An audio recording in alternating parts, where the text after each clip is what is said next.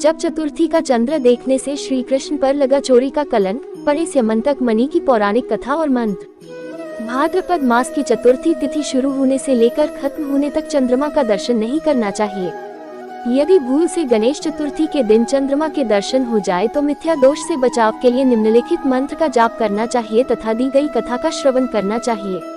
एक बार नंदकिशोर ने संत कुमारों से कहा कि चतुर्थी के चंद्रमा के दर्शन करने से श्री कृष्ण पर जो लांछन लगा था वह सिद्धिविनायक व्रत करने से ही दूर हुआ था। ऐसा सुनकर संत कुमारों को आश्चर्य हुआ।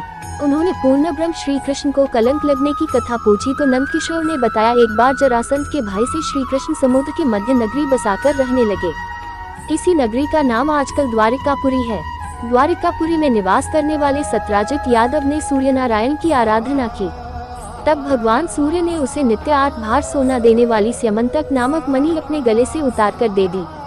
मणि पाकर सत्यराजित यादव जब समाज में गया तो श्री कृष्ण ने उस मणि को प्राप्त करने की इच्छा व्यक्त की।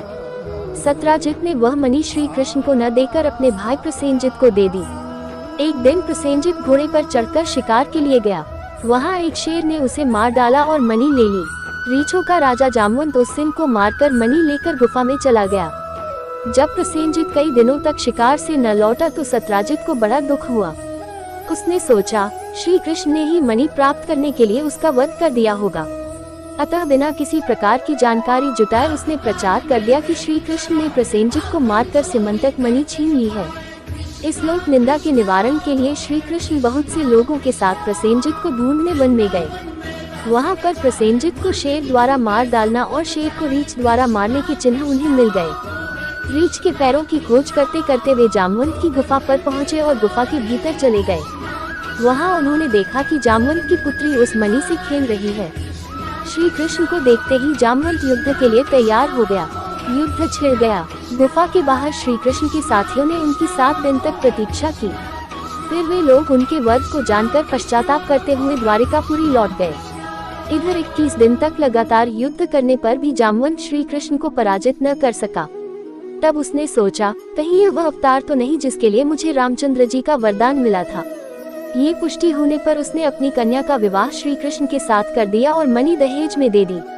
श्री कृष्ण जब मणि लेकर वापस आए तो सत्यराजित अपने किए पर बहुत लज्जित हुआ। इस लज्जा से मुक्त होने के लिए उसने भी अपनी पुत्री का विवाह श्री कृष्ण के साथ कर दिया। कुछ समय के बाद श्री कृष्ण किसी काम से इंद्रप्रस्थ चले गए। तब अक्रूर तथा ऋतु वर्मा की राय से शतधन्वा यादव ने सत्यराजित को मारकर मणि अपने कब्जे में ले ली। सत्यराजित की मौत का समाचार जब श्री कृष्ण को मिला तो वे तत्काल द्वारिका पहुँचे। वे शतधन्वा को मारकर मणि छीनने को तैयार हो गए। इस कार्य में सहायता के लिए बलराम भी तैयार थे। ये जानकर शतधन्वा ने मणि अक्रूर को दे दी और स्वयं भाग निकला। श्री कृष्ण ने उसका पीछा करके उसे मार तो डाला पर मणि उन्हें नहीं मिल पाई। बलराम जी भी वहां पहुंचे। श्री कृष्ण ने उन्हें बताया कि मणि इसके पास नहीं है। बलराम जी को विश्वास न हुआ। वे अप्रसन्न होकर विदर्भ चले गए। श्री कृष्ण के द्वारिका लौटने पर लोगों ने उनका भारी अपमान किया। तत्काल ये समाचार फैल गया कि स्यमंतक मणि के लोभ में श्री कृष्ण ने अपने भाई को भी त्याग दिया। श्री कृष्ण सकारण प्राप्त अपमान के शोक में डूबी थी कि सहसा वहां नारद जी आ गए। उन्होंने श्री कृष्ण जी को बताया, आपने भाद्रपद शुक्ल चतुर्थी के चंद्रमा का दर्शन किया था, इसी कारण आपको इस तरह लांछित होना पड़ा है। श्री कृष्ण ने पूछा, चौथ के चंद्रमा को ऐसा क्या हो गया है जिसके कारण उसके दर्शन मात्र से मनुष्य कलंकित होता है।